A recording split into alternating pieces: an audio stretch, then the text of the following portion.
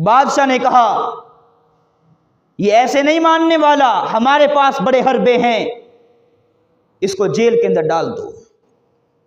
رات کا وقت ہوا، بادشاہ نے ایک نوجوان خوبصورت حسین و جمیل لڑکی کو تیار کیا، بناؤ سنگار کر کے اس کے کمرے میں بھیج دیا، اور کہتا ہے کہ جی اب دیکھیں گے۔ بڑی ضد لگاتا ہے اپنے ایمان پہ، اب پتہ چلے گا کتنا ایمان ہے، کل تک تو ایمان بھی سائڈ پہ لگ چکا ہوگا، پھر دیکھیں گے کیا معاملہ ہوگا۔ صبح کا وقت ہے، بادشاہ اس لڑکی کا انتظار کر رہا ہے۔ قربان جائیں، وہ لڑکی جب باہر آتی ہے، بادشاہ پوچھتا ہے بتا کیا بنا؟ وہ کہتی ہے مجھ سے پوچھتا ہے کیا بنا؟ یہ تو میں تجھ سے پوچھوں، الا من ارسلتنی، تو نے مجھے کس کی طرف بھیجا تھا؟ الا من ارسلتنی، میں پوچھتی ہوں مجھے بتا کہ تو نے مجھے کس کی طرف بھیجا ہے؟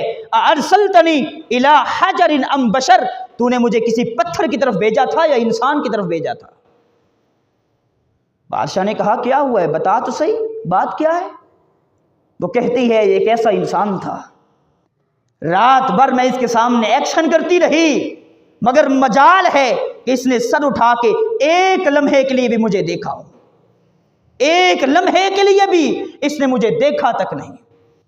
میں نے کہا کہ ایسے بات نہیں بنے گی، اس کو قریب جا کے چھوتی ہوں، جو ہی میں اس کے قریب جاتی، اس کو ٹچ کرنے کی کوشش کرتی، اس کو چھونے کی کوشش کرتی، جو ہی میں کوشش کرتی پیچھے ہٹ کے صرف لا الہ الا اللہ کا ورد کرنا شروع کر دیتا۔